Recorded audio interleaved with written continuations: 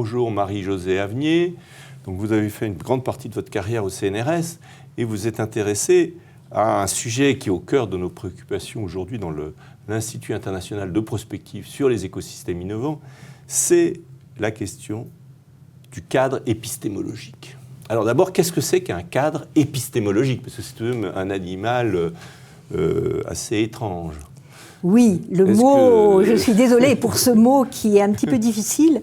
Alors, un cadre épistémologique, en gros, c'est quelle est la théorie de la connaissance que nous utilisons. Alors, qu'est-ce que c'est que la théorie et qu'est-ce que c'est que la connaissance? Alors, voilà. Alors, après, c'est un peu le chat qui se mord, le serpent qui se mord la queue. Alors, je vais, en vous présentant différents cadres, je pense que je vais pouvoir répondre à cette question plutôt que réutiliser des mots nouveaux pour expliquer des mots plus anciens. Vous allez être pointilliste. Donc, à l'heure actuelle, en sciences sociales, et en particulier en sciences du management, en sciences de gestion, il existe plusieurs cadres épistémologiques. La science s'est développée depuis 200 ans ou pendant 200 ans dans un cadre à peu près unique, qui était le cadre positiviste. Il existe un réel tel qu'il est en lui-même, hein, c'était l'hypothèse, et ce réel est connaissable. Alors, ce réel est bien distinct du sujet observant. Tout à fait. Et il est indépendant du sujet observant et de l'attention que lui porte le sujet observant. Exactement. Et alors, cette hypothèse, il existe un réel tel qu'il est en lui-même, c'est ce qu'on appelle, je vais dire encore un gros mot, une hypothèse d'ordre ontologique. Elle porte sur ce qui est. Voilà. Et puis elle est fondatrice. Elle est fondatrice. Voilà, c'est une hypothèse fondatrice. On pose cette hypothèse. C'est un postulat. C'est un postulat. Voilà. Ça ne se démontre pas. C'est une croyance, un postulat. Voilà. Et dire que ce réel est connaissable tel qu'il est en lui-même, c'est une hypothèse qu'on appelle hypothèse d'ordre épistémique, puisqu'elle traite de la connaissance. Et un cadre épistémologique, pour répondre à la question que vous m'avez posée initialement, c'est spécifier ce que sont les hypothèses fondatrices d'ordre épistémique et d'ordre ontologique, sur ce qui est connaissable et éventuellement sur ce qui existe. Parce que nous allons voir qu'il existe des cadres où on ne pose pas d'hypothèse fondatrice sur ce qui existe. Alors pourquoi c'est tellement important et pourquoi c'est tellement important dans ce lien entre la pratique et la théorie? Alors, pourquoi est-ce important? C'est important dans la construction de la connaissance. Puisqu'il faut savoir, quand on construit des connaissances, ce que l'on considère être de la connaissance. Voilà, si vous voulez, le danger, c'est effectivement que si on construit toute sa connaissance sur un cadre épistémologique qui n'est pas le bon, on fait beaucoup de travail. C'est un peu comme si on avait tout faux dès l'origine. Voilà. Là, c'est lorsque l'on pose des hypothèses fondatrices d'ordre ontologique. On dit le réel existe tel qu'il est en lui-même et indépendant de l'attention.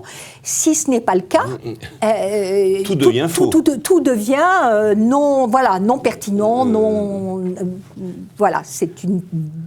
Et c'est aussi incroyable que cela puisse paraître, et évidemment, c'est passé inaperçu, c'est à un moment donné, en plein milieu du début du siècle précédent, c'est bien ce qui se passe avec Einstein. Voilà. Et c'est à partir de ce moment-là... C'est énorme, c'est-à-dire que... Et ça se passe dans le plus grand silence, sauf que c'est l'effondrement de 2 siècles, 3 siècles de connaissances qui sont brusquement remis en cause, peut-être pas directement, parce que ça reste relativement vrai, mais tout de même, c'est ça la révolution d'Einstein, c'est 3 siècles de connaissances accumulées qui sont remis en cause, parce que justement, Einstein montre ou rend suspecte cette assumption, cette évidence, ce postulat que le réel est bien indépendant de l'objet, du sujet observant. Alors, en fait, la théorie d'Einstein montre cela, mais on peut adopter d'autres croyances à notre échelle. Et à l'heure actuelle, en sciences sociales, il y a grosso modo 4 grands cadres épistémologiques. Le cadre post-positiviste ou positiviste, post-positiviste, un cadre qui se développe fortement actuellement qui s'appelle le cadre réaliste critique, le cadre constructiviste pragmatique, et là on commence à voir le lien avec l'action, avec le terme pragmatique, et un cadre postmoderne qui est le cadre interprétativiste.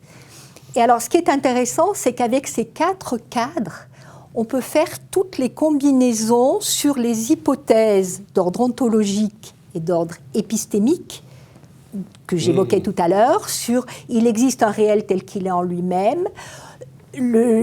Dans le réalisme critique, par exemple, on dit non seulement qu'il existe un réel tel qu'il est en lui-même, mais il a certaines propriétés. Il est structuré en 3 niveaux, et il y a des relations d'intransitivité. Je ne vais peut-être pas rentrer dans les détails dans cet entretien, mais donc ce cadre pose des hypothèses d'ordre ontologique fortes. Le cadre constructiviste pragmatique, lui, dit on ne connaît que notre expérience du réel. On ne sait pas s'il existe un réel tel qu'il est en lui-même, puisque on ne connaît que ce que l'on perçoit à travers ses sens. Alors, si vous regardez un cylindre, vous avez un cylindre. Si vous le regardez vu de dessus, vous voyez un cercle. Si vous le regardez de face, vous voyez un rectangle. Selon la position où vous êtes, vous allez le voir différemment. Donc votre expérience du réel va être différente. Vous allez l'étudier, donc vous pensez étudier des choses différentes, des phénomènes différents. C'est le même, mais vu sous un angle différent. Donc ça, c'est un autre cadre épistémologique. Et puis, la dernière tradition dit, le réel, finalement, il dépend du sujet qui le regarde. C'est le réel qui va créer son sujet d'étude. C'est le sujet va créer son propre sujet d'étude, va créer sa propre réalité. Donc vous voyez, on a un spectre où on va il existe un réel tel qu'il est en lui-même, un réel structuré, on ne fait pas d'hypothèse, et la dernière colonne, le dernier paradigme, c'est le réel est relatif. Donc, oui, subjectif. En fait, subjectif. On glisse d'un objectivisme pratiquement strict à un subjectivisme lui-même pratiquement oui, total, extrémiste. Voilà.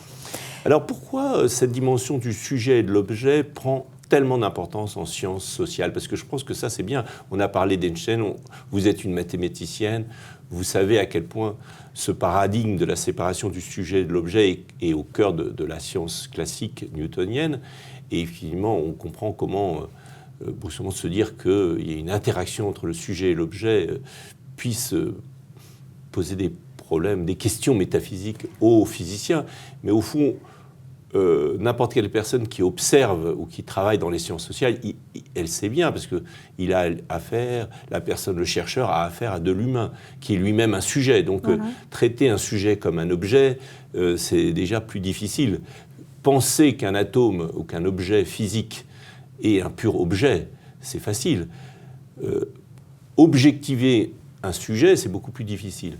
Donc au fond, oui, je comprends votre question.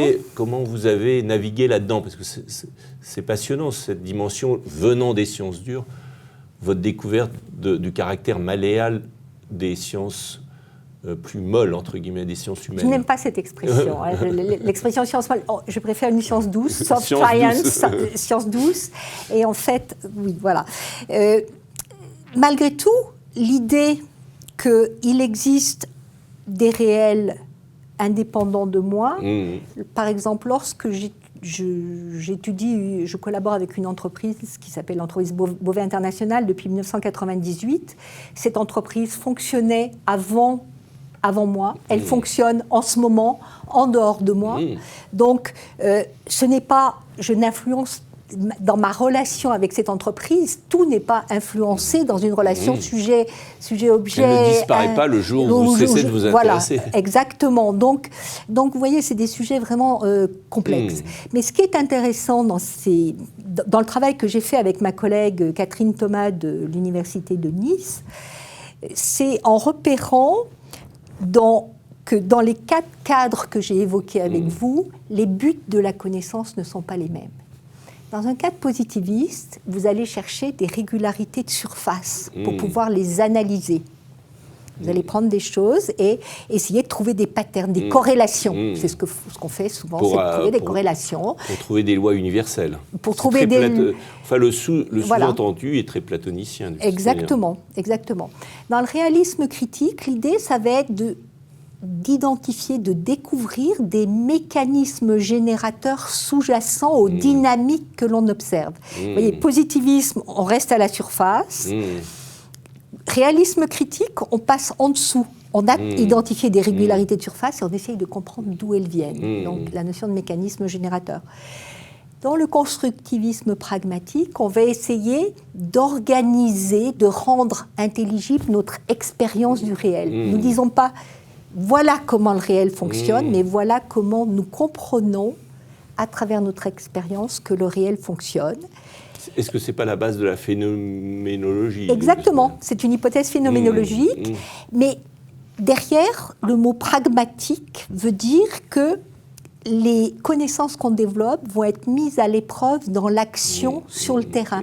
Et on revient à l'idée de la relation entre théorie et pratique, puisque la mise à l'épreuve ne se fait pas de manière statistique, mais dans l'action concrète sur le terrain. C'est un peu la praxis. Voilà. La dialectique, action, pratique, comme connaissance, quoi. L'action pratique comme mise à l'épreuve et aussi comme but de la connaissance aussi dans ce cadre-là. C'est à la fois le but et c'est la mise à l'épreuve. Et finalement, dans le dernier cadre dont j'ai parlé, qui est le cadre interprétativiste, le but, c'est comprendre les constructions de sens que les acteurs effectuent en situation.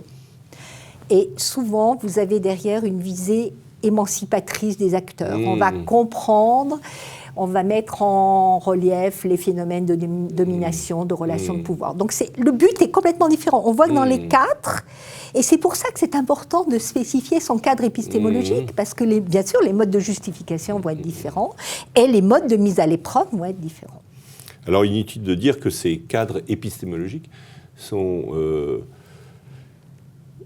importants dans leur complémentarité, mais que tristement, elles donnent souvent lieu à des écoles et à des luttes intestines à l'intérieur des grands temples de la connaissance que sont les universités. On pourrait en dire beaucoup, et notamment quand on fait un doctorat, à quel point c'est important de savoir où on met les pieds, en quelque sorte. Merci beaucoup sur cet éclairage sur les cadres épistémologiques, et nous allons découvrir dans la prochaine vidéo Edgar Morin, et c'est ça le principe pour analyser la complexité. Donc là, on sera, je ne sais pas dans quel cadre épistémologique, mais on va sûrement l'expliciter. Ça sera pour notre prochaine vidéo.